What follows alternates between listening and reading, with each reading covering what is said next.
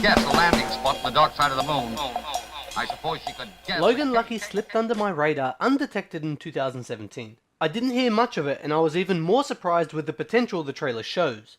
A cast of really solid actors performing comedic and interesting roles in a bank heist film with a twist. With the standout Daniel Craig renewing his career as an American convict and Adam Driver showing his range as a one-armed bartender, I'm very keen to see where David Soderbergh's bizarro world Ocean's 11 might take us. Jimmy Logan has fallen on hard times after being let go from his construction job at a motor speedway. After a series of unfortunate events and a thoughtful car ride, he decides to team up with his siblings and some quirky characters to rob the motor speedway during a massive NASCAR event. The story is very similar to Ocean's 11, and that isn't to say it isn't worth watching. The main difference here being that all the characters, at least at first, seem like they are way out of their depth and don't have a clue what they're doing. The theme surrounding the film is luck. Luck is always in play, and with the Logan curse established early in the film, we get to squirm in our seats from distress and appreciate our characters' progression through the story.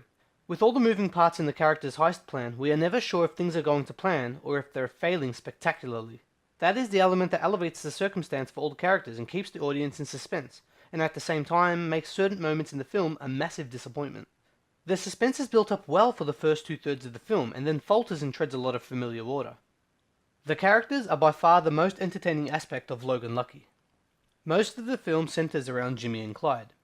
As entertaining as Jimmy is to watch, his motivation as the main plot of the film feels off.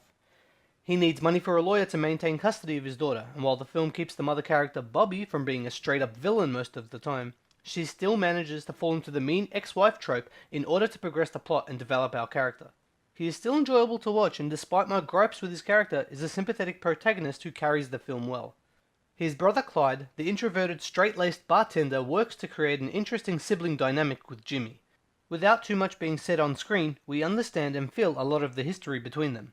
Their unspoken backstory comes back in the midst of the heist, and it is pretty heartbreaking for Clyde and Jimmy, who have to face each other during it all. Extremely funny and engaging to watch, I still think about their interactions during the story long after I've watched the film. The standout of Logan Lucky is Joe Bang. Joe Bang is the explosives expert needed to get the main players into the vault. As well as a twist on the traditional bank heist character, Joe Bang provides comic relief and works to insert a wildcard into the story. His high-energy personality makes his character a joy to watch on screen. Mally stands out the most to me in this film. She is very smart, cool-headed, and a total badass. She has the least amount of motivation to be a part of the heist, and she is by far the most capable of all the characters.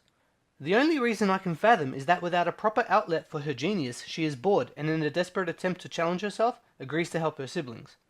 I have been watching so many action-driven films in 2017 that it's nice to take a breath to watch a comedic drama. I did enjoy the film. The aspects that I didn't care for were few and far between, mainly the catalyst for Jimmy's story arc.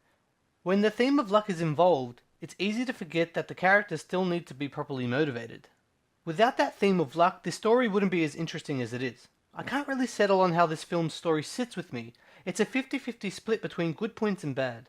A positive? All of the character interactions feel very natural and are engaging to watch, which I would credit to great writing and actor performances. Logan Lucky is action-driven in one sense. A lot of the story is told through action and not through dialogue. So often films feel the need to explain to the audience every thought behind the character's actions. This film trusts its writing and its audience to understand why the characters are doing what they're doing.